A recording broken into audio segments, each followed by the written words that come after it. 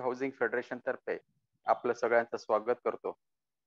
मागच्या आठवड्यात म्हणजे 15 ऑगस्टला आपण मीटिंग बद्दल एक कार्यशाळा आयोजित केली होती आणि त्या कार्यशाळेत ॲडव्होकेट श्रीप्रसाद परब सरांनी आपल्याला first general body meeting, annual general body meeting, special general body meeting आणि मॅनेजिंग कमिटी मीटिंग बद्दल डिटेल्स मध्ये आपल्याला सविस्तर असं त्यांनी त्या मीटिंग बद्दलचं जे प्रोसिजर आपल्याला सांगितलं.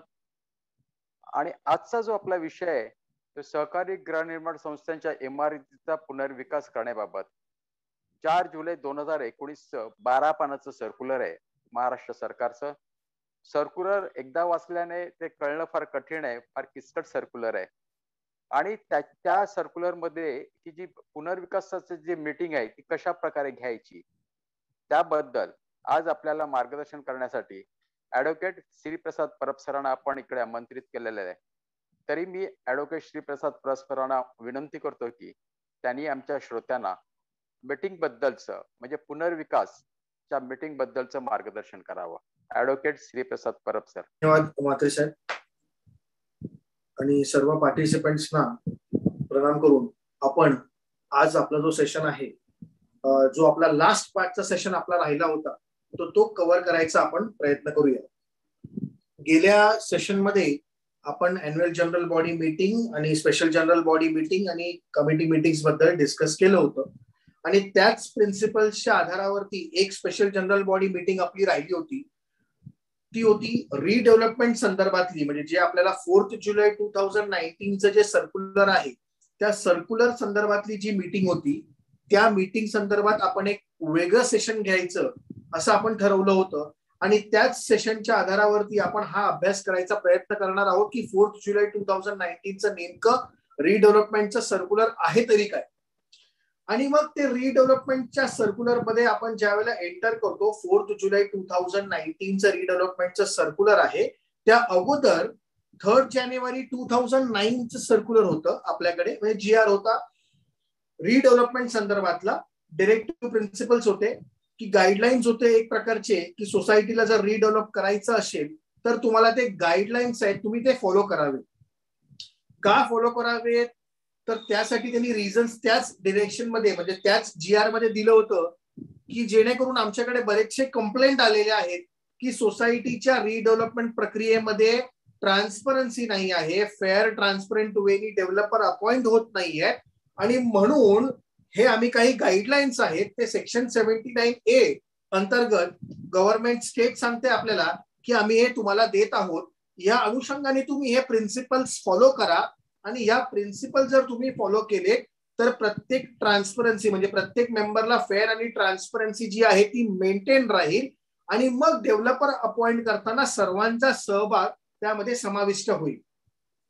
ही थोडीशी पार्श्वभूमी आहे. 3 जानेवारी 2009 आपल्याकडे GR आहे, त्यानंतर आपल्याकडे 4 जुलै 2019 आता लेटेस्ट GR आपल्याकडे उपलब्ध आहे.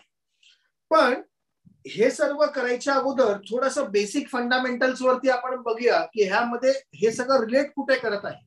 तर पहिली गोष्ट हाऊसिंग सोसायटीचं जे डेफिनेशन आहे, आता आपल्याकडे जे हाऊसिंग चॅप्टर नवीन आपल्याकडे आता आलेला आहे तो आहे सेक्शन 154B-1 मध्ये सब क्लॉज 17 मध्ये. आणि त्या हाऊसिंग सोसायटीचं जे आताचं डेफिनेशन आहे त्यामध्ये दिलेलं आहे a society which the object of which is to provide open plots for dwelling houses or flats, म्हणजे ओपन प्लॉट्स द्यायचे ज्यांचा ऑब्जेक्ट आहे का, कारण त्याच्यावरती फ्लॅट कन्स्ट्रक्ट करता यावा. आणि इफ द फ्लॅट्स किंवा dwelling houses are already constructed then the object is to provide common amenities and facilities and services. Common amenities and services provide करणं हे सोसायटीचं ऑब्जेक्ट आहे, हाऊसिंग सोसायटीचं ऑब्जेक्ट आहे आणि only when this object is there त्यालाच आपण housing society बोलतो. हे आहे हाऊसिंग सोसायटीचं डेफिनेशन प्रायर टू 2019. 2019चा ज्या वेळेला हाऊसिंग चॅप्टर अंमलात आला त्यावेळेला या हाऊसिंग सोसायटीच्या डेफिनेशन मध्ये छोटासा फेरबदल केला गेला आणि तो फेरबदल आहे त्यामध्ये प्लीज त्याच्या पुढे जाऊन ऍड ऑन केलं गेलं. ते ऍडिशन जे आहे ते असं होतं की रिकन्स्ट्रक्शन आणि रिडेव्हलपमेंट जो आहे that is also now an object of housing society.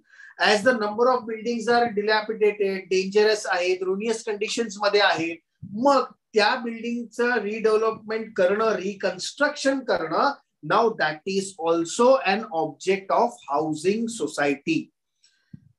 हा शेवटचा शब्द का आला 2019च्या आपल्या अमेंडमेंट मध्ये? त्याचंही कारण आहे, कारण अगोदर जर आपण ह्या बॉम्बे हायकोर्टचे जजमेंट्स पाहिले तर बॉम्बे हायकोर्टच्या जजमेंट्स मध्ये कितीतरी जजमेंट्स मध्ये फक्त हा विचार केला गेला की रिडेव्हलपमेंट ऍक्टिव्हिटी जी आहे ती सेक्शन 91च्या डिस्प्यूट मध्ये बसणार की नाही बसणार, कारण whether redevelopment is a business of the society or not, या विषयावरती जजमेंट्सवर जजमेंट्स आले.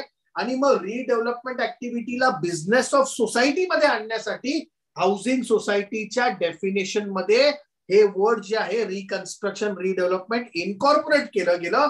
म्हणजे आफ्टर 2019 आता कोण असं म्हणू शकत नाही की रिडेव्हलपमेंट ऍक्टिव्हिटी जी आहे ती now it is not a business of the society. ही झाली छोटीशी पार्श्वभूमी त्या हाऊसिंग सोसायटीच्या डेफिनेशन बद्दलची. आणि त्या पार्श्वभूमीवरती आपण आता एंटर करणार आहोत रिडेव्हलपमेंट किंवा रिकन्स्ट्रक्शन वरती. Now what is redevelopment? तर रिडेव्हलपमेंट जाणून घ्यायच्या अगोदर पहिला डेव्हलपमेंट जाणून घेऊया ना. डेव्हलपमेंट म्हणजे काय? तर ते सिव्हिल इंजिनिअरिंग टर्म आहे डेव्हलपमेंट आपला. आणि डेव्हलपमेंटचा अर्थ असा आहे की कुठल्याही प्लॉटला त्याला डेव्हलप करणं म्हणजे त्याला राहण्याजोगं करणं, लोक जाऊन त्या प्रॉपर्टीमध्ये राहतील अशा प्रकारे त्याला डेव्हलप करणं आणि त्या प्रॉपर्टीचा नंतर उपभोग घेणं, ह्याला आपण डेव्हलपमेंट बोलतो. आणि डेव्हलपमेंट झाल्यावरती ती बिल्डिंग जी आहे ती कालांतराने तिचं वयोमान झाल्याप्रमाणे ती मग डिलॅपिडेटेड होते, डेंजरस होते, किंवा रादर त्याचे रिपेअर्स जे आहेत ते आपल्याला परवडण्याजोगे होत नाही. मग ते रिपेअर्स करण्यापेक्षा आपण विचार करतो की ती प्रॉपर्टी जी आहे ती आपण रिडेव्हलप करू, रिकन्स्ट्रक्ट करू. म्हणजे थोडक्यात ती प्रॉपर्टी जी प्लॉट जो बिल्डिंग आहे त्या बिल्डिंगला डिमॉलिश करू आणि त्याच्यावरती आपण दुसरी बिल्डिंग नवीन नॉर्म्स प्रमाणे उभारू. ह्यालाच आपण रिकन्स्ट्रक्शन किंवा रिडेव्हलपमेंट बोलतो. आणि मग ह्या आता 4 जुलै 2019 जर आपण नोटिफिकेशन जे GR पाहिला तर त्या GR मध्ये पहिला पॅरेग्राफ जो आहे गव्हर्नमेंट रेझोल्युशनच्या खाली पहिला पॅरेग्राफ जो दिलेला आहे तो ह्याच गोष्टीबद्दल सांगतो की एलिजिबिलिटी क्रायटेरिया काय आहे. रिडेव्हलपमेंट तुम्हाला जर करायचं असेल, रिकन्स्ट्रक्शन करायचं असेल तर what is the eligibility criteria हे गव्हर्नमेंट रेझोल्युशनच्या पहिल्या पॅरामध्ये दिलेलं आहे. आणि तिथे सांगितलेलं आहे की तुमची बिल्डिंग डिलॅपिडेटेड किंवा डेंजरस रुनियस कंडिशन मध्ये असेल, जर ती इनहॅबिटंट करण्याच्या योग्य नसेल तर तुम्ही ती बिल्डिंग रिडेव्हलप करू शकता. पण मग हे जे वाक्य आहे या गव्हर्नमेंट रेझोल्युशन मध्ये कुठून आलं? तर मग हेच वाक्य आपल्याला आपल्या डेव्हलपमेंट कंट्रोल रेग्युलेशन जे आहे ज्याला आपण DCPR मुंबईमध्ये बोलतो, आणि मुंबई सोडली तर बाकीच्या महाराष्ट्रासाठी युनिफाईड DCPR आपल्याकडे लागू केलेला आहे. मग युनिफाईड DCPR किंवा DCPR जर आपण पाहिला तर त्यामध्ये आपल्याला हे पाहायला मिळतं की रिडेव्हलपमेंट करण्यासाठी आपल्याला मिनिमम लाईफ जे आहे आपल्या बिल्डिंगचं ते 30 वर्षापेक्षा जास्त लागतं. कारण एक अंदाज काढला गेलेला आहे सिव्हिल इंजिनिअरिंग टर्म मध्ये की बिल्डिंग जर आपण कन्स्ट्रक्ट केली तर साधारण 30 वर्षानंतर त्याच्यामध्ये मेजर स्ट्रक्चरल डिफेक्ट्स यायसाठी सुरुवात होतात. आणि म्हणून आपल्या बायलॉज मध्ये, आपल्या मॉडेल बायलॉज 2014 मध्ये जर आपण बायलॉ नंबर 76 पाहिला तर 76 मध्ये दिलेला आहे की स्ट्रक्चरल ऑडिट सोसायटीला करणं गरजेचं आहे. आणि स्ट्रक्चरल ऑडिट केव्हा करणं गरजेचं आहे तर त्यामध्ये लाईफ स्पॅन दिलेला आहे. जर बिल्डिंगचं तुमच्या लाईफ 15 वर्ष ते 30 वर्षापर्यंत असेल तर वन्स इन 5 इयर्स तुम्हाला एव्हरी 5 इयर्स मध्ये तुम्हाला ते स्ट्रक्चरल ऑडिट करणं गरजेचं आहे. आणि जर तुमच्या बिल्डिंगचा लाईफ 30 वर्षापेक्षा जास्त असेल तर तुम्हाला दर 3 वर्षांनी म्हणजे वन्स इन 3 इयर्स तुम्हाला स्ट्रक्चरल ऑडिट करणं गरजेचं आहे. Why this is so? This is because त्या सिव्हिल इंजिनिअरिंग कन्सेप्ट मध्ये आपण जो पाहतो की बिल्डिंग 30 वर्षानंतर जर्जर व्हायला म्हणजे त्याच्यामध्ये डिफेक्ट्स आढळायला सुरुवात होते. आणि ते डिफेक्ट्स मेजर व्हायच्या अगोदरच जर स्ट्रक्चरल ऑडिट रिपोर्ट आपण केला आणि त्याला रिपेअर्स कॅरी आउट केले तर बिल्डिंगचं लाईफ स्पॅन जे आहे ते आपल्याला लेंथन करता येतं किंवा त्याचं आयुष्य जे आहे ते वाढवता येतं. त्या बिल्डिंग मध्ये इनहॅबिटेट करण्यासाठी आपण स्थितीमध्ये त्या बिल्डिंग मध्ये राहू शकू, अशा तऱ्हेने त्या बिल्डिंगला निर्माण आपण करू शकू, रिपेअर करू शकतो. म्हणून ते 76 मध्ये बायलॉ नंबर 76 मध्ये स्ट्रक्चरल ऑडिटची प्रोव्हिजन दिलेली आहे. आणि त्याच अनुषंगाने डेव्हलपमेंट कंट्रोल प्रमोशन रेग्युलेशन्स मध्ये किंवा युनिफाईड DCPR मध्ये 30 इयर्सचा क्रायटेरिया टाकलेला आहे की 30 वर्षानंतर तुमची बिल्डिंग असेल आणि ती जर डिलॅपिडेटेड असेल स्ट्रक्चरल ऑडिटच्या रिपोर्ट प्रमाणे किंवा डेंजरस असेल तर मग त्या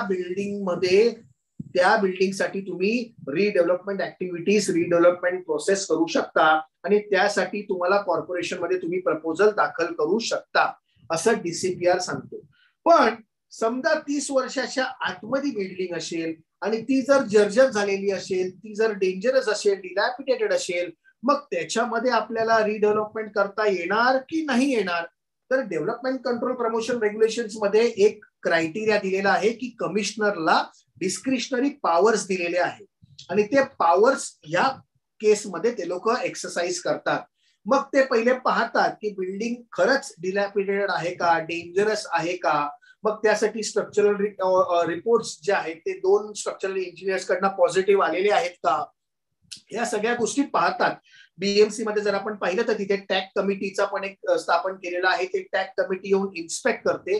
या सर्व गोष्टी झाल्यावरती जर कमिशनरकडे रिपोर्ट आला की building is literally in dilapidated conditions, then मग कमिशनर कन्सिडर करतो की या प्रपोजल मध्ये मला हार्डशिप कॉम्पन्सेशन देता येईल का.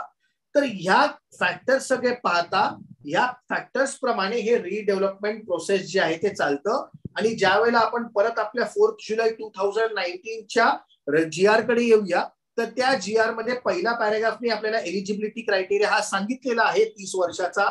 त्याच्या पुढे अजून एक क्रायटेरिया दिलेला आहे, तो फार इम्पॉर्टंट आहे.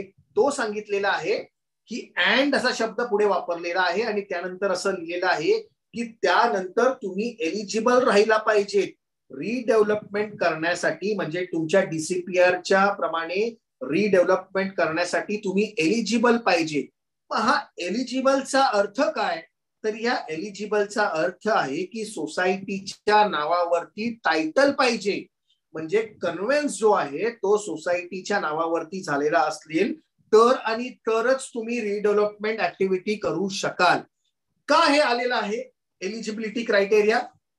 तो आला आहे आपल्या section 7 transfer of property act मधना. ट्रान्सफर ऑफ प्रॉपर्टी कायदा सांगतो की every person who is competent to contract and entitled to the transferable property or authorized to dispose of the transferable property may transfer the property either wholly or absolutely or conditionally or partly. असं section 7 आपल्याला सांगतो. मग ते person जे आहे ते society, ज्याला आपण लीगल पर्सन बोलतो, legal person competent to transfer the property. मग रिडेव्हलपमेंट मध्ये प्रॉपर्टी ट्रान्सफर होते आहे का? अजिबात नाही. रिडेव्हलपमेंट मध्ये आपण डेव्हलपरला डेव्हलपमेंट राईट्स ट्रान्सफर करतो आणि कुठल्याही प्रकारचा राईट्स ट्रान्सफर करण्यासाठी पहिली आपली स्वतःची एंटायटलमेंट हवी, तर आणि तरच आपण त्याला डेव्हलपमेंट राईट्स प्रदान करू शकू. म्हणून ह्या सर्व गोष्टी काळजीपूर्वक आपल्याला करणं गरजेचं आहे. आणि ह्याच गव्हर्नमेंट रेझोल्युशनच्या पहिल्या पॅराग्राफ मध्ये ह्या सर्व गोष्टी ज्या आहेत त्या कव्हर केलेल्या आहेत. हे झालं आपलं एंटायटलमेंट बद्दल किंवा एलिजिबिलिटी बद्दल. आणि मग सेकंड पॅराग्राफ जो दिलेला आहे या गव्हर्नमेंट रेझोल्युशन मध्ये, तर तो सेकंड पॅराग्राफ जो आहे तो ऍप्लिकेबिलिटी बद्दल आहे. ऍप्लिकेबिलिटी मध्ये म्हणजे काय?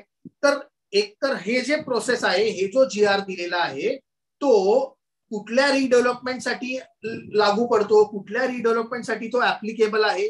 तर it is not only for redevelopment of housing societies but also redevelopment of cluster societies असेल किंवा सेल्फ रिडेव्हलपमेंट मॉडेल असेल, तरी देखील या गव्हर्नमेंट रेझोल्युशनचं जे आहे ते पालन करणं गरजेचं आहे. किंवा हे जे डायरेक्टिव्ह दिलेले आहेत, गाईडलाईन्स दिलेले आहेत, ह्याचं जर तुम्ही पालन केलं तर फेअर आणि ट्रान्सपरंट वेनी तुम्ही रिडेव्हलपमेंट प्रोसेस जे आहे ते तुम्ही राबवू शकाल. असं हे पॅरा नंबर 2 मध्ये दिलेलं आहे. बरं, पॅरा नंबर 3 जो आहे तो आपला आजचा विषय आहे. म्हणजे स्पेशल जनरल बॉडी मीटिंग मध्ये हे सगळं रेझोल्युशन जे आहे हे आपल्याला पास करून घ्यायचं आहे. ठराव जो आहे तो पास करायचा आहे. हा पॅरा नंबर 3 मध्ये सांगितलेला आहे.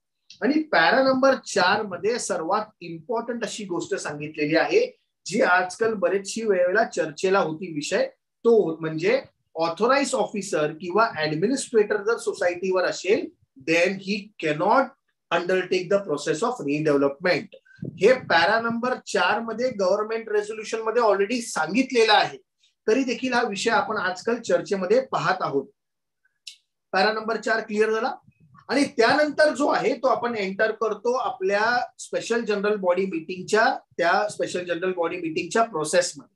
आणि ती प्रोसेस आपल्याला काय सांगते ते थोडंसं आपण जाणून घ्यायचा प्रयत्न करूया की हे रिडेव्हलपमेंटची प्रोसेस राबवायची तरी कशी, किंवा याला सोप्या शब्दामध्ये आपण इंटरप्रिट करायचं तरी कसं, तर ते थोडंसं पाहायचा आपण प्रयत्न करूया.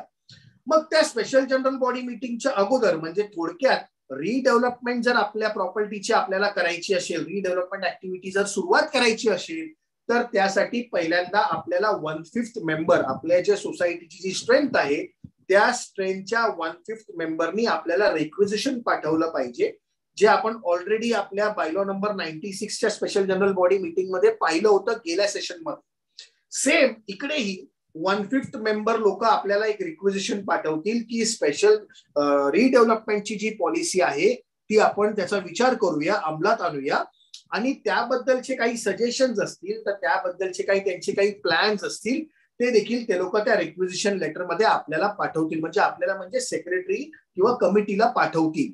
आणि मग कमिटीची ड्युटी आहे की विदिन 8 days ते जे त्यांचं रिक्विजिशन आलेलं आहे ते तुम्ही कमिटी मीटिंग मध्ये ठेवावं. मॅनेजिंग कमिटीच्या मीटिंग मध्ये ते रिक्विजिशन ठेवलं जावं, त्याला अप्रुव्हल घ्यावा, आणि त्यानंतर तुम्ही स्पेशल जनरल बॉडी मीटिंग जी आहे ती कॉल आउट करावी विदिन 2 months. 2 महिन्याच्या आतमध्ये ती स्पेशल जनरल बॉडी मीटिंग आपल्याला पहिली special general body meeting call out करायची आहे, ज्यामध्ये हे ठरवायचं आहे की आपल्याला रिडेव्हलपमेंटसाठी पुढे जायचं आहे की नाही आहे. ती पहिली स्पेशल जनरल बॉडी मीटिंग आहे. मग हा 2 महिन्याचा कालावधी का दिलेला आहे? मॅनेजिंग कमिटीने तर विदिन 8 days मध्ये ठरवलेला आहे. त्यानंतर 2 महिन्याचा कालावधी का आपण दिलेला आहे, तर तो 2 महिन्याचा कालावधी यासाठी दिलेला आहे की मॅनेजिंग कमिटीची नंतर ड्युटी आहे की त्यांनी एकदा असं ठरवलं की हे जे प्रपोजल आहे ते आपण स्पेशल जनरल बॉडी मीटिंग मध्ये ठेवावं. मग त्यांनी एक आर्किटेक्ट असो किंवा प्रोजेक्ट मॅनेजमेंट कन्सल्टंट असतात ज्याला आपण PMC बोलतो, हे सर्च करायचे आहे. आणि मग अशा 3 प्रोजेक्ट मॅनेजमेंट कन्सल्टंट किंवा 3 आर्किटेक्ट असतील, ह्यांच्याकडनं आपल्याला कोटेशन्स मागवायचे आहेत. कोटेशन्स कशासाठी मागवायचे आहे, तर त्यामध्ये 2 पार्ट करायचे आहेत. एक पार्ट आहे फिजिबिलिटी रिपोर्टचा, म्हणजे आपल्या प्लॉट जो आहे तो आपल्याला पोटेन्शियल किती देईल, ह्या प्लॉट मध्ये केवढी मोठी इमारत उभी राहू शकते आणि कितपर्यंत FSI TDR जो आहे तो कन्झ्युम होऊ शकतो, ह्यासाठी प्रोजेक्ट रिपोर्ट किंवा त्याला आपण फिजिबिलिटी रिपोर्ट बोलतो, तो देण्यासाठी त्याचा एस्टिमेट आणि त्याचं कोटेशन जे आहे ते मॅनेजिंग कमिटीने मागवावं. दुसरं कोटेशन जे आहे ते पुढच्या प्रोसेससाठी, म्हणजे till the completion of the project त्या आर्किटेक्टच्या काय काय सर्व्हिसेस असतील किंवा त्या PMCच्या काय काय सर्व्हिसेस असतील, त्यासाठी आपण दुसरं कोटेशन म्हणजे पार्ट A आणि पार्ट B अशा प्रमाणे ते मागवायचं आहे. आणि हे जे कोटेशन्स आहेत ह्यासाठी आपल्याला ते 2 महिने दिलेले आहेत की 2 महिन्यामध्ये तुम्हाला एवढा होमवर्क करायचा आहे आणि मग ते तुम्हाला स्पेशल जनरल बॉडी मीटिंग मध्ये ठेवायचं आहे. बरं, स्पेशल जनरल बॉडी मीटिंग मध्ये ठेवायच्या आहे म्हणजे special general body meeting call out करण्यासाठी जी नोटीस पिरियड आहे तो आपल्याला सेम 14 दिवसाचा नोटीस पिरियड आहे. First special general body meeting जी आपण कॉल आउट करतो ती 14 डेजच्या नोटीस पिरियड वरती कॉल आउट करतो. आणि ज्या वेळेला आपण नोटीस सर्व मेंबर्सना पाठवतो either by email or registered post or by hand delivery, तर अक्नॉलेजमेंट त्याची ठेवणं गरजेचं आहे. प्लस त्या नोटीस बरोबर हे सर्व कोटेशन्स जे आपल्याकडे आलेले आहेत ते देखील त्यांना पाठवणं गरजेचं आहे. त्याचं कारण समजा त्यांचं काही सजेशन वगैरे असेल तर ते विदिन 7 days आपल्याला ते कळवतील, नोटिफाय करतील, किंवा रादर त्यांचा कोण आर्किटेक्ट असेल किंवा त्यांचं कोण PMC असेल तर ते देखील आपल्याला स्पेशल जनरल बॉडी मीटिंग मध्ये ते लोक आणून ठेवतील. आणि मग आपल्याला विस्तृत चर्चा जी आहे ती ह्या स्पेशल जनरल बॉडी मीटिंग मध्ये करता येईल. तर हे झालं आपल्याला नोटीस संदर्भातलं किंवा हे झालं आपल्याला मेंबर्सला लोकांना कळवण्यासंदर्भातलं. आणि मग ती स्पेशल जनरल बॉडी मीटिंग जी आपल्याला घ्यायची आहे त्यामध्ये इम्पॉर्टंट अशी कुठली गोष्ट आहे, तर त्यामध्ये पहिला इम्पॉर्टंट अशी गोष्ट आहे ती म्हणजे कोरम ऑफ दॅट मीटिंग. त्या मीटिंगचं कोरम किती हवं, तर त्या मीटिंगचं कोरम जे आहे ते 2/3 हवं. 2/3 म्हणजे काय, तर समजा 100 मेंबरची सोसायटी असेल तर 66.66 म्हणजे 67 मेंबर्सनी ती मीटिंग कंपल्सरी अटेंड करणं गरजेचं आहे.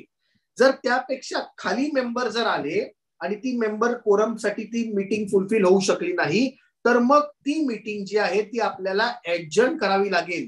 ती आपण हाफ अन आवरली ऍडजर्न करू शकत नाही, ती आपल्याला ऍडजर्न करावी लागेल. कधी, तर 7 डेज मध्ये ती आपल्याला ऍडजर्न करावी लागेल. आणि मग ऍडजर्न करून सुद्धा जरी देखील ते मेंबर्स परत त्या अजेंडासाठी आले नाही, तर मग ती मीटिंग आपल्याला, ती पॉलिसी जी आहे ती आपल्याला स्क्रॅप करावी लागेल. नंतर 3 महिने तो प्रस्ताव सोसायटीला जनरल बॉडी मीटिंग मध्ये घेता येणार नाही. ही पॉलिसी दिलेली आहे आपल्या रेझोल्युशन मध्ये. समजा 67 मेंबर्स आपल्या जनरल बॉडी मीटिंग मध्ये आले, तर त्यापैकी म्हणजे टोटल मेंबर्स जे आपल्याकडे 100 आहेत त्यापैकी 51% लोकांनी वोटिंग केलं पाहिजे in the favour of redevelopment policy. म्हणजे 67 मेंबर्स जरी इथे आले तरी देखील 51 मेंबर्सनी वोट केलं पाहिजे. मोर दॅन 51 मेंबर्सनी जर वोट केलं की रिडेव्हलपमेंट आपण आपल्या प्रॉपर्टीची कंडक्ट करूया, तर आणि तरच रिडेव्हलपमेंट ऍक्टिव्हिटी करायची आहे. 67चे 51% पकडत बसायचं नाही. किंवा 75 मेंबर जरी आपल्याकडे आले किंवा 80 मेंबर जरी आले तरी देखील आपल्याला 51 मेंबर पेक्षा जास्त मेंबर गरजेचे आहेत जे स्वीकृत करता आहेत ही रिडेव्हलपमेंटची पॉलिसी. तर सर्वप्रथम तर ही पॉलिसी स्वीकृत करायची आहे की whether we should go for redevelopment or not. आणि मग 51% पेक्षा जास्त मेंबरनी जर स्वीकृती दिलेली असेल रिडेव्हलपमेंट ऍक्टिव्हिटीसाठी, मग आपला दुसरा एजेंडा जो असेल ते असतील हे पॉलिसी बद्दल, म्हणजे आर्किटेक्ट अपॉइंटमेंट किंवा प्रोजेक्ट मॅनेजमेंट कन्सल्टंटच्या अपॉइंटमेंट बद्दल. आणि मग तिथे हे सर्व प्रस्ताव जे आहेत ते ठेवायचे आहेत. आणि प्रोजेक्ट फिजिबिलिटी रिपोर्ट हा आपला पहिला उद्देश आहे, पहिलं ध्येय आहे. मग प्रोजेक्ट फिजिबिलिटी रिपोर्ट बद्दलचं जे कोटेशन आहे, एस्टिमेट आहे, ते प्रामुख्याने आपल्याला या मीटिंग मध्ये पास करणं गरजेचं आहे. आपण रिडेव्हलपमेंट करत आहोत ठीक आहे, पण समजा काही प्लॉट्स जे असतात ते डेव्हलपमेंट कंट्रोल रेग्युलेशन प्रमाणे ते फिजिबल नसतात. समजा त्या प्लॉट मध्ये जरी तुम्ही रिडेव्हलपमेंट केलं तर ते फिजिबल होऊ शकत नाही. मग अशा केसमध्ये रिडेव्हलपमेंट आपण करू शकतो का, किंवा रिडेव्हलपमेंट करणं फिजिबल वायबल होईल का?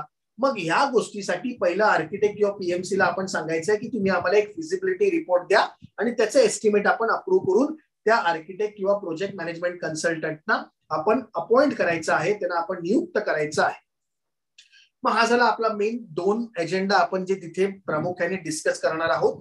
त्यानंतर जर मेंबर्सचे काही सजेशन असतील, प्लॅन्स असतील, तर ते देखील आपण त्याच्यामध्ये इनपुटमध्ये आपल्या मिनिट्स मध्ये ते लिहायचा प्रयत्न करायचा आहे.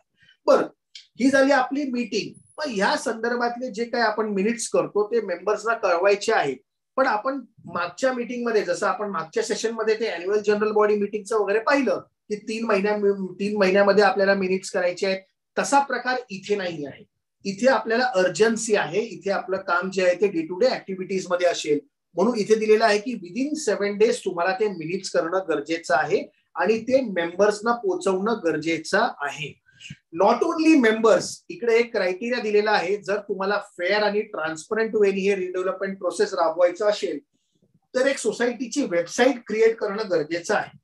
आणि त्या सोसायटीच्या वेबसाईट वरती आपल्याला हे सोसायटीचे सर्व डिटेल्स, म्हणजे आपण जी नोटीस दिली स्पेशल जनरल बॉडी मीटिंगची, ते जे आपण मिनिट्स करणार आहोत, हे सर्व प्रकारचे सर्व डॉक्युमेंट्स जे आहेत ते आपल्याला ट्रान्सपरन्सी ठेवण्यासाठी त्या वेबसाईट वरती अपलोड करणं गरजेचं आहे. हे सर्व गोष्टी आपण त्या वेबसाईट वरती अपलोड करायच्या आहेत जेणेकरून सर्व मेंबर्सना ते पोचतील. Not only on the website, पण सगळ्या ईमेल्स पाठवून देणं आहे, रजिस्टर्ड पोस्ट पाठवून देणं आहे किंवा हँड डिलिव्हरी करणं आहे. फक्त इथपर्यंत थांबायचं नाही आहे, तर वेबसाईट ओपन केल्यावरती विदिन 15 डेज ते रजिस्ट्रारला इंटिमेट करायचं आहे की आम्ही रिडेव्हलपमेंटची प्रक्रिया सुरू केलेली आहे आणि त्या संदर्भातली वेबसाईट जी आहे ती आम्ही ओपन केलेली आहे. ह्याचे जे मिनिट्स आहेत ते आम्ही याच्यावरती अपलोड करणार आहोत. नॉट ओनली अपलोड करणार आहोत, ते मिनिट्स आम्ही तुम्हाला देखील पाठवणार आहोत आणि तुमची एक्नॉलेजमेंट देखील आपण तिकडे घ्यायची आहे. मग ह्या सर्व गोष्टींचं पालन करून आपल्याला रिडेव्हलपमेंट प्रोसेस ऍक्टिव्हिटीज जे आहेत ते करायचे आहे. मग आता आपल्याला आर्किटेक्ट जो आहे, आर्किटेक्टने काम सुरू करायचं आहे, त्याला अपॉइंटमेंट झालेली आहे. तरी विदिन 2 मंथ्स ते आपल्याला जे फिजिबिलिटी रिपोर्ट जो आहे अपॉइंटमेंट पासून तो आपल्याला सोसायटीला जो आहे तो द्यायचा आहे.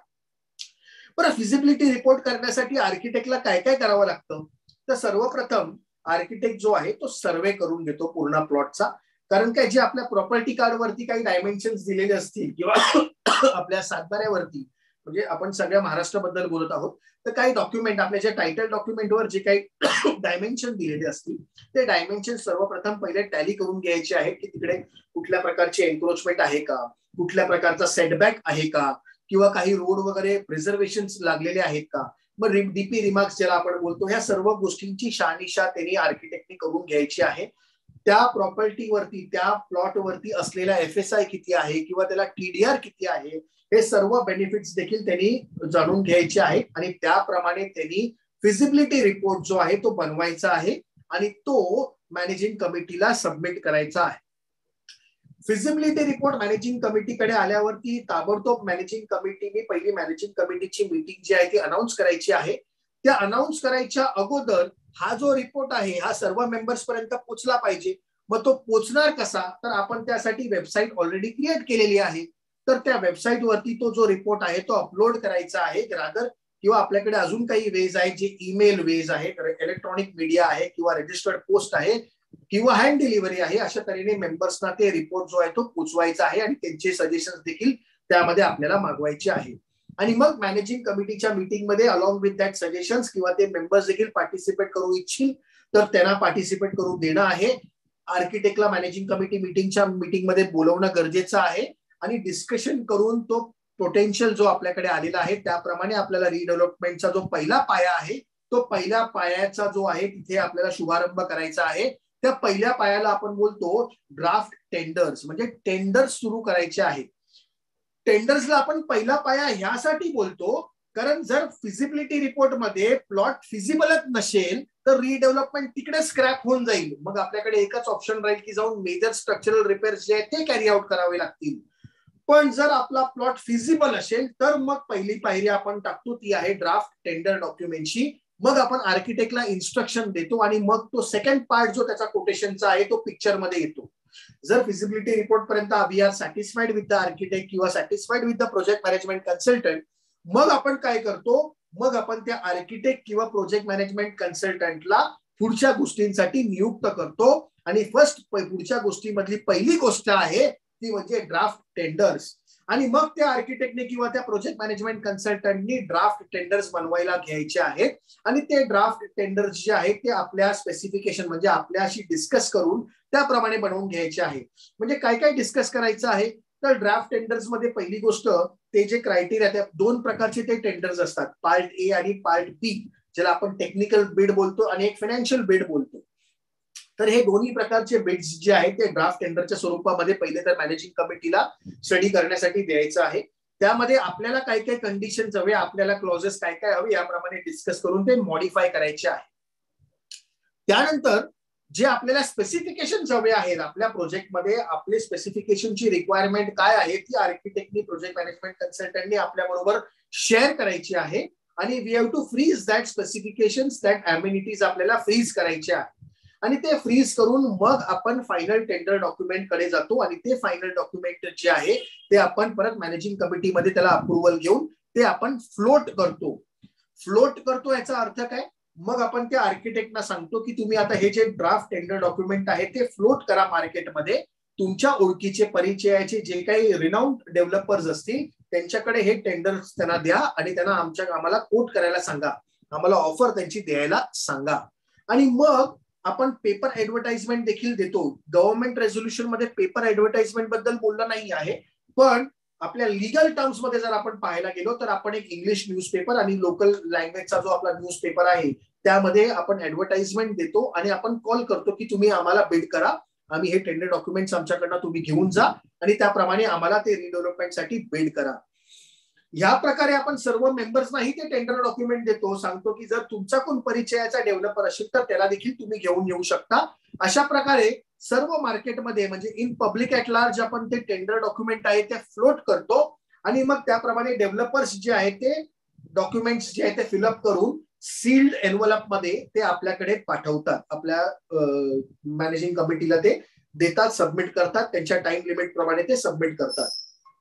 मग ते जे आलेले जे सगळे टेंडर्स आहेत, कोटेशन ज्याला आपण बोलतो, ज्याला टेंडर्स बोलतो, बिड्स बोलतो, ते सर्व टेंडर्स आता आपल्याला ओपन करायचे आहे. आणि ओपन करण्यासाठी पुन्हा एकदा आपण मॅनेजिंग कमिटी घेतो, मॅनेजिंग कमिटीची मीटिंग घेतो. सेम वे परत आपण ते टेंडर डॉक्युमेंट्स कोणाकोणाचे आलेले आहेत ते आपल्या नोटीस बोर्ड वरती पब्लिश करतो, रादर वेबसाईट वरती पब्लिश करतो, ईमेल्सवर पाठवतो, सर्व मेंबर्सना आपण ते कळवतो. त्यांचं पार्टिसिपेशन जर येणार असेल तर त्यांचं पार्टिसिपेशन देखील आपण त्याच्यामध्ये स्वीकृत करतो.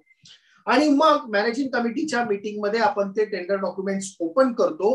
ओपन केला ह्याचा अर्थ असा नाही की त्या दिवशी आपण त्याला सिलेक्ट करणं आहे. ओपन करून आर्किटेक्ट तिकडे उपलब्ध असतो, पीएमसी तिकडे उपस्थित असतात आणि मग त्यांनी त्याप्रमाणे त्याचा एक कंपॅरेटिव्ह स्टेटमेंट करण्यासाठी ते सगळे डॉक्युमेंट्स आपण त्या आर्किटेक्टला किंवा पीएमसीला हँड ओव्हर करतो. मग आर्किटेक्ट किंवा पीएमसी जो असेल तो त्याच्या ऑफिसमध्ये ते सर्व कंपॅरेटिव्ह स्टेटमेंट बनवतो. प्रत्येक डेव्हलपरनी आपल्याला ऑफर कुठल्या कुठल्या प्रकारे दिलेली आहे.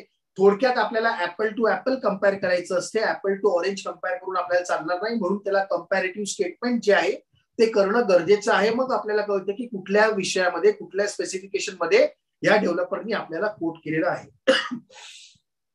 Not only in commercial basis, पण त्याचा फायनान्शियल कॅपॅसिटी किती आहे प्रत्येक डेव्हलपरची, मग त्याप्रमाणे त्यांचे बॅलन्स शीट्स आहेत, त्यांचे काही ऑडिटेड स्टेटमेंट्स आहेत, त्याचं पाहणी करतो.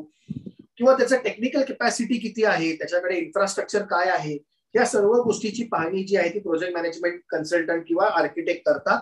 आणि त्याप्रमाणे ते लोक तो जो रिपोर्ट आहे तो आपल्याला एक सबमिट करतात. आणि तो रिपोर्ट जो आहे तो परत आपण ऍज इट इज पब्लिश करायचा आहे आणि सर्व मेंबर्सचे त्याच्यामध्ये सजेशन ऑब्जेक्शन्स घ्यायचे आहे. आणि मग आता ती जी स्टेज येते आपल्याकडे, ती स्टेज आहे त्या सिलेक्शन ऑफ द डेव्हलपरची. पण डेव्हलपरला सिलेक्ट करायच्या अगोदर आपल्याकडे दोन गोष्टी इम्पॉर्टंट आहेत. एक तर आपले जे सर्व चार्ट आपल्याकडे जो आलेला आहे, किंवा रादर मॅनेजिंग कमिटीने जे 10 पैकी आपल्याला प्रोजेक्ट मॅनेजमेंट कन्सल्टंट सांगतो की फक्त हे 3 डेव्हलपर 1, 2, 3 सिक्वेन्स मध्ये मी याला नंबरिंग दिलेलं आहे. म्हणजे थोडक्यात प्रायोरिटी बेसिस वरती मी 1 नंबर, 2 नंबर, 3 नंबर सिलेक्ट केलेला आहे.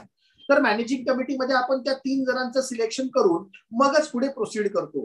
तोपर्यंत मीनवाईल आपण काय करतो, या 3 लोकांचे जे साइट्स आहेत त्या सर्व साइट्स वरती व्हिजिट करतो, सर्व साइट्स पाहतो, त्यांच्या ऑफिसेसमध्ये त्यांचं इन्फ्रास्ट्रक्चर पाहतो, किंवा काही कमर्शियल मध्ये अजून काही डॉक्युमेंट्स त्यांच्याकडनं आपल्याला अपेक्षित असतील त्यांच्या काही फायनान्शियल कॅपॅसिटी बद्दलचे, तर ते देखील आपण पाहायचा प्रयत्न करतो. आजकाल रेराचं पोर्टल देखील आपल्याला उपलब्ध आहे, तर रेरा पोर्टल वरती देखील आपण त्या फर्मची, कंपनीची जी माहिती आहे ती मॅक्सिमम माहिती आपण तिकडे घेऊ शकू.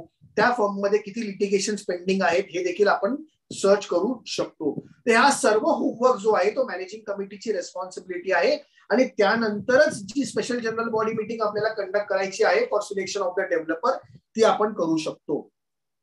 पण ती मीटिंग करायच्या अगोदर दुसरी इम्पॉर्टंट गोष्ट जी आपण मगाशी म्हटली ती अशी आहे की त्या मीटिंग मध्ये रजिस्ट्रार ऑफिस मधला जो त्यांचा ऑथोराइज ऑफिसर आहे तो उपस्थित राहिला पाहिजे. आणि तो ऑथोराइज ऑफिसरनी तिथे येऊन उपस्थिती देऊन त्याच्या उपस्थितीमध्ये आपण डेव्हलपर जो आहे तो सिलेक्ट करायचा आहे. म्हणून त्या रजिस्ट्रारला आपल्याला एक पत्र लिहावं लागेल आणि रजिस्ट्रारना आपल्याला सांगावं लागेल की आम्ही सिलेक्शन, डेव्हलपर सिलेक्शनची स्पेशल जनरल बॉडी मीटिंग बोलवतो आहोत, तर त्यामुळे तुमच्या ऑफिस मधला तो जो ऑथोराइज ऑफिसर आहे त्याला तुम्ही आमच्या मीटिंग मध्ये पार्टिसिपेट करण्यासाठी पाठवा. आणि मग रजिस्ट्रारने एकदा मान्यता दिली की तुम्ही हा ऑथोराइज ऑफिसरला नियुक्त करू शकता, मी यांना नियुक्त करतो तुमच्या स्पेशल जनरल बॉडी मीटिंग मध्ये पार्टिसिपेट करण्यासाठी. मग त्या ऑथोराइज ऑफिसरने एकदा आपल्याला कळवलं की त्यांच्या टाइम आणि प्लेस आणि डेट जो काय व्हेन्यू आहे त्याप्रमाणे आपण त्यांच्याशी कोऑर्डिनेट करायचं आहे. आणि मग त्या स्पेशल जनरल बॉडी मीटिंगचं आयोजन करायचं आहे विदिन 1 मंथ ऑथोराइज ऑफिसरशी कोऑर्डिनेट करून. आणि मग त्या स्पेशल जनरल बॉडी मीटिंग मध्ये आपल्याला हा डेव्हलपर सिलेक्ट करायचा आहे. बरं, त्या स्पेशल जनरल बॉडी मीटिंगचा क्रायटेरिया सेम आहे, 14 दिवसाचा नोटीस पिरियड, त्यामध्ये सर्व डॉक्युमेंट्स, कंपॅरेटिव्ह स्टेटमेंट सर्व आपल्याला सर्व मेंबर्सना ट्रान्सपरन्सी म्हणून द्यायचे आहेत. वेबसाईट वरती देखील पब्लिश करायची आहे नोटीस. ती नोटीस आपण त्यांना दिल्यावरती 14 दिवसाचा टाइम पिरियड आहे. जर त्यांचे काही सजेशन असतील मेंबरचे तर ते देखील विदिन 7 डेज आपण मागवून घ्यायचे आहेत. म्हणजे स्पेशल जनरल बॉडी मीटिंगच्या 7 दिवसाच्या आत त्यांचे सजेशन आपल्याकडे येतील. त्यावरती काय उत्तरं द्यायची असतील किंवा काही आपल्याला अजून होमवर्क करायचं असेल त्यासाठी देखील आपल्याला 7 डेज अजून उपलब्ध असतील. आणि त्या स्पेशल जनरल बॉडी मीटिंग मध्ये कोरमचा क्रायटेरिया देखील तोच आहे. जर 100 मेंबरची आपली सोसायटी असेल तर 2/3 मेंबर ज्याला आपण स्ट्रेंथ बोलतो म्हणजे 67 मेंबर्स त्या मीटिंग मध्ये प्रेझेंट पाहिजेत. जर ते प्रेझेंट नसतील 7 डेजची ऍडजमेंट आपण करू शकतो, 7 डेज नोटीस पिरियड देऊन. आणि मग त्या ऍडजमेंट मध्ये देखील त्या तिथे लोक आले नाहीत तर परत प्रपोजल आपण स्क्रॅप करायचं आहे. 3 महिने परत स्पेशल रिडेव्हलपमेंट ऍक्टिव्हिटी वरती विचार करायचा नाही आहे. हा क्रायटेरिया तिकडे देखील त्या स्पेशल जनरल बॉडी मीटिंगला देखील ऍप्लिकेबल आहे. आणि मग त्या स्पेशल जनरल बॉडी मीटिंग मध्ये देखील आपल्याला जे वोटिंग प्रपोर्शनेट हवा आहे, म्हणजे जे पर्सेंटेज हवा आहे ते देखील 51% हवा आहे. 51% of the total strength of the society. 100 मेंबरची सोसायटी असेल तर 51 मेंबर्स पेक्षा जास्त मेंबरनी आपल्याला त्या रिडेव्हलपमेंटसाठी कन्सेंट दिला पाहिजे किंवा त्या डेव्हलपरच्या सिलेक्शन मध्ये त्याला कन्सेंट दिला पाहिजे. ही सेम क्रायटेरिया ह्या स्पेशल जनरल बॉडी मीटिंगला देखील ऍप्लिकेबल आहे. आणि त्या स्पेशल जनरल बॉडी मीटिंग मध्ये ऑथोराइज ऑफिसर जो आहे रजिस्ट्रार ऑफिस कडनं तो तिथे पार्टिसिपेट करतो. तो पार्टिसिपेट करून काय करतो तर तो एवढंच पाहतो किंवा तो मेंबर्सला एवढंच विचारतो की हे जे सर्व प्रोसेस जे झालेलं आहे आतापर्यंत हे फेअर आणि ट्रान्सपरंट वेनी झालेलं आहे की नाही आहे हे विचारायचं काम ते करतात. आणि ते एकंदरीत पूर्ण बिझनेस जो आहे त्या मीटिंग मध्ये चाललेला हा सर्व पाहतात. आणि जर त्यांना वाटलं की इथे कुठल्याही प्रकारचे आर्बिट्री डिसिजन्स नाही घेतलेले आहेत तर मग ते त्याप्रमाणे त्यांचा रिपोर्ट जो आहे तो आपल्याला सबमिट करतात. मग या केसमध्ये ज्या वेळेला ती स्पेशल जनरल बॉडी मीटिंग होईल तर फक्त ऑथोराइज मेंबर्स जे आहेत तेच पार्टिसिपेट करू शकतील. प्रॉक्सी किंवा पॉवर ऑफ अटर्नी जे आहे ते 104 प्रमाणे ते लोक पार्टिसिपेट करू शकणार नाही. मेंबर्सनी यायचं आहे.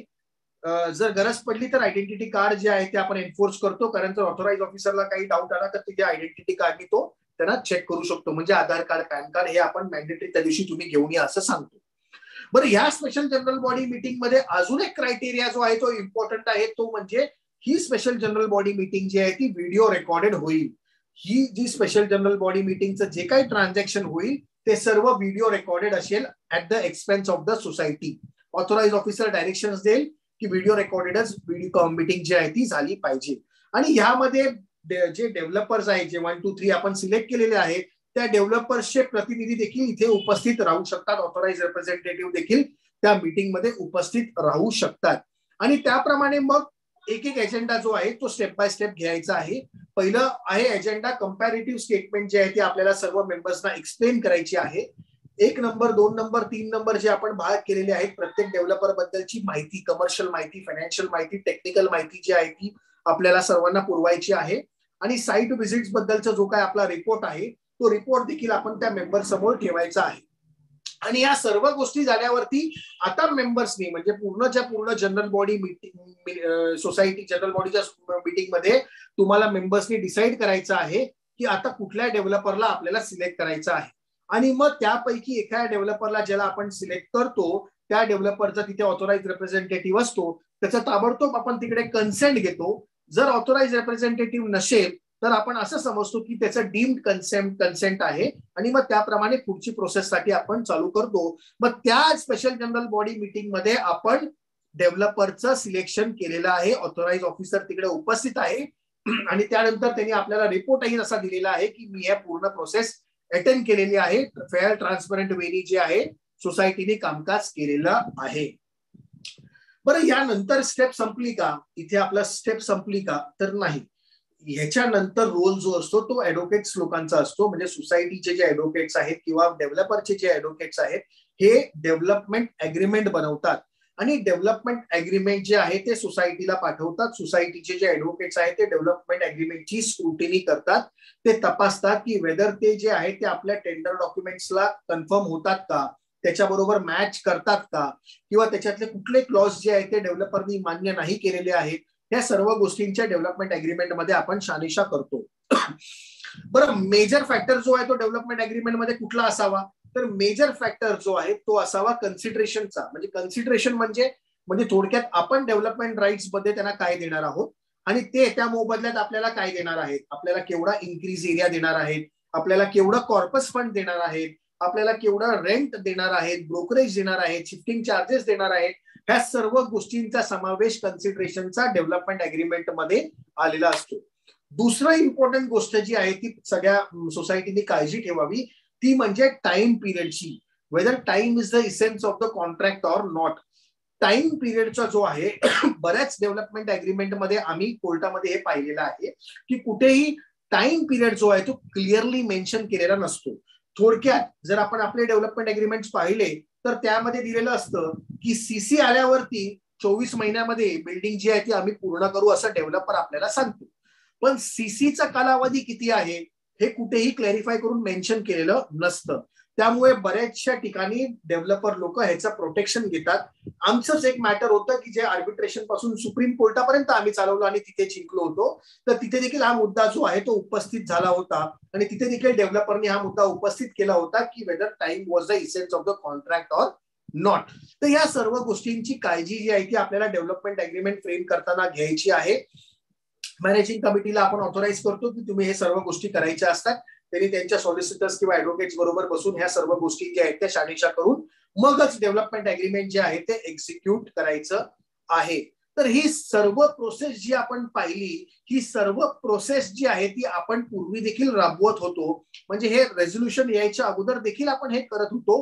पण ह्या रेझोल्युशनच्या फॉर्म मध्ये आपल्याला एक फिक्स प्रोसेस दिलेली आहे आणि ह्या प्रोसेसचं जर आपण सोसायटीच्या स्वरूपाने जर पालन केलं तर आपली रिडेव्हलपमेंट प्रक्रिया जी आहे ती फेअर आणि ट्रान्सपरंट असेल असं कुठलंही दुमत कोण उभारू शकत नाही आणि कुठल्याही प्रकारचे असे चॅलेंजेस नंतर कोर्टामध्ये जाऊ शकत नाही. म्हणून ही गव्हर्नमेंट रेझोल्युशनच्या स्वरूपामध्ये आपल्याला पूर्ण प्रोसेस दिलेली आहे, त्याचं आपण पालन कंपल्सरी करणं गरजेचं आहे. बरं, पालन सेक्शन 79 या प्रमाणे जे डिरेक्शन्स दिलेले आहेत 4 जुलै 2019 चे किंवा रादर 3 जानेवारी 2009 चे, whether they are compulsory mandatory आहेत का फक्त ते डायरेक्टरी आहेत. तर बॉम्बे हायकोर्टचे जे काही रुलिंग्स आहेत आतापर्यंत जे काही रुलिंग झालेले आहेत 3 जानेवारी 2009च्या GR बद्दल किंवा 4 जुलै 2019च्या नंतर देखील म्हणजे 2021 मे 2021 मध्ये पण ऑनरेबल बॉम्बे हायकोर्टाने काही रुलिंग्स दिलेले आहेत. मग त्या रुलिंग्स मध्ये क्लिअरली असं त्यांनी सांगितलेलं आहे, इलॉबरेट करून हेच सांगितलेलं आहे की सेक्शन 72 आपला महाराष्ट्र कोऑपरेटिव्ह सोसायटीचा ऍक्टचा जो आहे किंवा रादर तुमच्या बायलॉ मध्ये 110 नंबरचा जो बायलॉ आहे, मग तो सांगतो की सोसायटीची जी एंटायर ऑथॉरिटी आहे ती जनरल बॉडीवरती वेस्ट करते. सेक्शन 72 आणि बायलॉ नंबर 110 आपला. मग जनरल बॉडीची जी ऑथॉरिटी मिळालेली आहे सोसायटीची, ती ऑथॉरिटी प्रिव्हेल करेल का ह्या रेझोल्युशन वरती? तर मग बऱ्याच ठिकाणी असं सांगितलेलं आहे की ती प्रिव्हेल करेल. म्हणजे ते हे जर तुम्ही स्किप केलं तर तुम्हाला कोण नोटीस धरणार नाहीये की तुम्हाला कुठे इलिगल तुमचा ऍक्ट आहे असं कोण म्हणणार नाहीये. पण त्यामध्ये परत फेअर आणि ट्रान्सपरन्सीचा क्वेश्चन जो आहे तो पिक्चर मध्ये येतो आणि ते त्या फेअर ट्रान्सपरंट राबवण्यासाठीच हे आपल्याला GR जे आहे ते आपल्याला स्टेटने दिलेलं आहे की तुम्ही हे गाईडलाईन्स आहेत, तुम्हाला एक डिरेक्टिव्ह आहेत, त्याचं तुम्ही पालन करावं आणि याप्रमाणे तुमची रिडेव्हलपमेंट ऍक्टिव्हिटीज जी आहेत ती तुम्ही राबवावी, यासाठी हे आपल्याला गाईडलाईन्स दिलेले आहेत.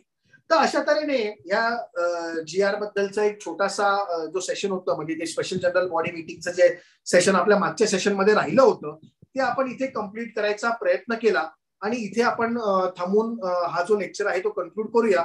म्हात्रे सरांना मी विनंती करतो की सर तुम्ही 2 शब्द बोलून हा लेक्चर कन्क्लूड करा. नमस्कार परब साहेब.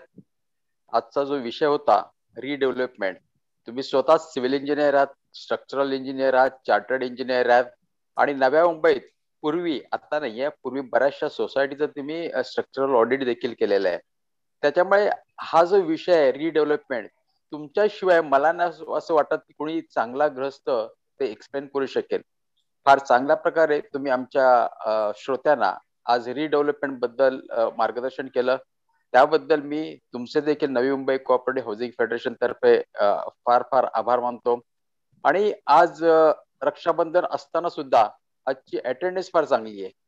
त्याच्यामुळे श्रोतेच तर आपले स्फूर्तिस्थान आहेत आणि त्यांच्यामुळेच आपण हे प्रोग्राम 2020 पासून, एप्रिल 2020 पासून प्रत्येक महिन्याला अरेंज करत आलेलो आहोत. त्यामुळे त्यांचं देखील मी फार आभारी आहे आणि असेच तुम्ही आम्हाला नेहमीच सहकार्य करत जा असं मी सगळ्यांना विनंती करून आजचं सेशन इथे संपल्याचं मी जाहीर करतो.